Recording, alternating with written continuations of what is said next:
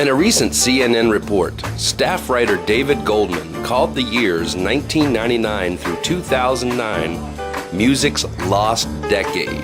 In his February 2011 report, Mr. Goldman talked with record executives and members of the Recording Association of America. It seems there's been a lot of finger-pointing as to why sales for music have decreased so much. Some blame the advent of illegal downloading, whereas some claim it's the changing technology for distribution of the music, whilst others blame the current recession. All of these arguments seem to gather up good points, but I couldn't help notice that there's one factor which why music sales have slumped so far down that no one seems to be talking about.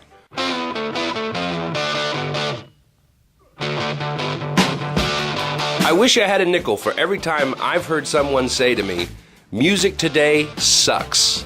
It seems you can hear this statement from every type of music listener, from young to old to different races, sex, and creed.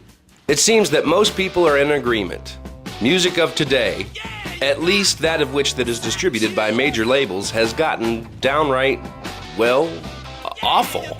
It seems so hard for me to believe that we live in a day of age where technology has made it possible for every bedroom guitarist or singer to purchase affordable home recording products with just a shoestring budget, and further with self-publishing sites all over the internet where artists can get their music out there to fans, customers, and even major labels without having to pay thousands to record a song or two in a studio, or to have to hire an expensive talent agency to get them seen or heard. And yet, as the technology seems to be getting better and cheaper, the talent seems to be getting worse. What's worse is that the artists and groups at the major recording companies tried to jam down our throats in an attempt to make us buy their products seem to not only be void of talent, but also void of any substance of any kind. Consider this. Today, all companies that broadcast music and music videos are owned and controlled by just a few companies, Clear Channel being the largest.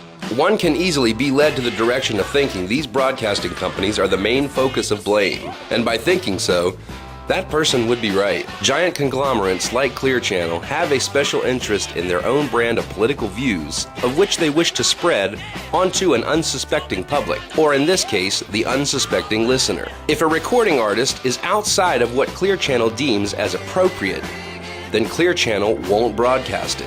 As a result, record companies are only wishing to sign artists who follow the rules. Pardon me if I'm wrong here, but isn't rock and roll all about breaking the rules? True rock and roll never does what it's told to do. It never behaves like a good boy. It never gets a haircut and gets a real job. Furthermore, a real rock and roller can never just follow the status quo. A true rock and roller is always on the cutting edge and always being different. Rock and roll is never pretty, and it never cares about putting on a pretty smile for the cameras so that it can make more money. Rock and roll is the ultimate form of rebellion. In fact, in every single instance of a society that has rebelled against its leaders, some form of music or rock and roll has always been there, spurring on the angry mob.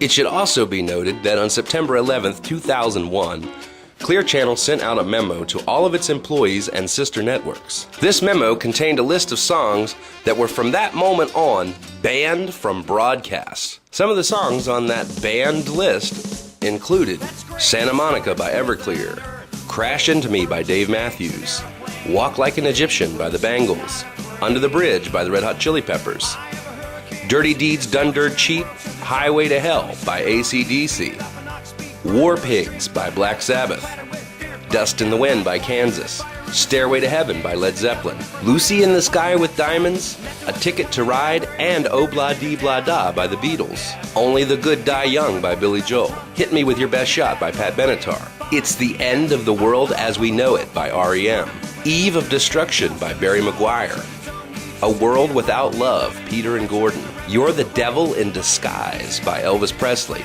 She's Not There by the Zombies, Great Balls of Fire by Jerry Lee Lewis, Evil Ways by Santana, Peace Train and Morning Has Broken by Cat Stevens, American Pie by Don McLean, Imagine by John Lennon, We Gotta Get Out of This Place by the Animals, Rescue Me by Fontella Bass, Devil with the Blue Dress by Mitch Ryder, Fire and Rain by James Taylor, War, What Is It Good For by Edwin Starr, and the entire catalog of Rage Against the Machine. It would seem, judging from this list of banned songs, that Clear Channel wants to remove the elements of rebellion, questioning authority, peace and love, and drug use from the music you are listening to.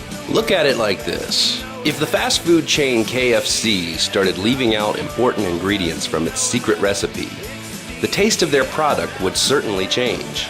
My guess is it would cause people who love KFC to say, "It's not as good as it used to be." Another example of this can be found back in the 80s when Coca-Cola started changing its recipe, which resulted in New Coke. As a consequence, Coca-Cola saw a huge dip in sales to the point where they reissued the old recipe, calling it Coke Classic. These days, New Coke don't even exist. So if the free market has shown us that changing the recipe for loved products has always resulted in loss of sales, removing the edge of rebellion, sex, and drugs from rock and roll has changed the taste of rock and roll for many of its faithful followers. And as a result, less people are taking an interest in rock and roll.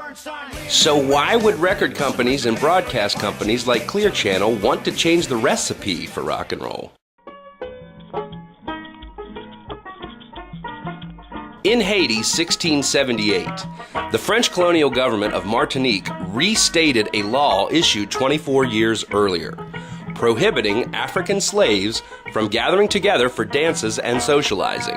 The new ordinance specified calendas. The calenda was a social gathering of slaves in which they danced dances of clear African origin to the accompaniment of a drum or two and handmade string instruments. It has been noted in many fine world history textbooks that these songs being sung by large groups of slaves would contain passages with messages to kill their white masters. The French knew that this music could cause them great harm, so they made these calendas a crime, punishable by death. It worked out good for the French.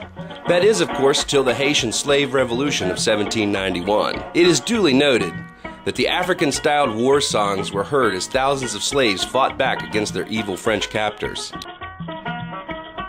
During the American Revolutionary War, songs were played on drums and fifes to help build up the morale to fight back the British in the late 1700s. And of course, let's not forget that all-important American Civil War, where once more music was used not only to encourage taking the fight to the other side, but also as a catalyst for drumming up support for freedom. In the early 1800s, black slaves in America would often sing songs that masters thought were spirituals or work songs that in reality were coded messages that the slaves would use to communicate many forms of rebellion, such as escaping from captivity, killing the master, destroying his crops and livestock, and in the case of the old song Follow the Drinking Gourd, the lyrics were really directions for an escape route for slaves during the days of the Underground Railroad, as it was known that if a slave was caught with a hand-drawn map, the secret location of safe houses and slave sympathizers would be discovered.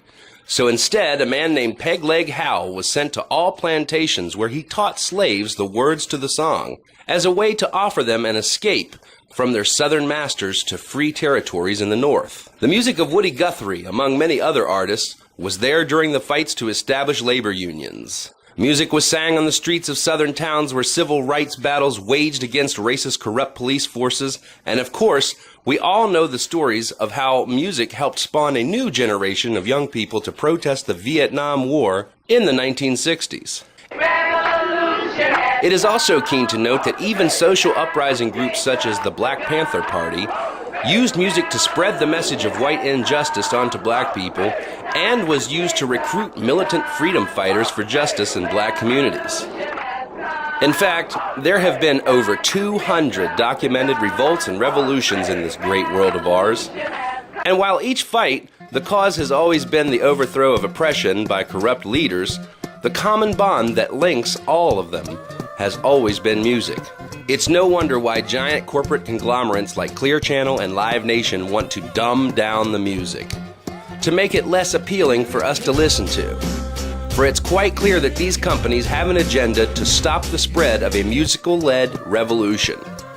For imagine the fear these companies must feel of the thought of millions of American teenagers all knowing the words to a song that exclaimed words like overthrow, revolt, or fight back. for this is the main reason they want to control every aspect of the music you hear. Here it comes in peace.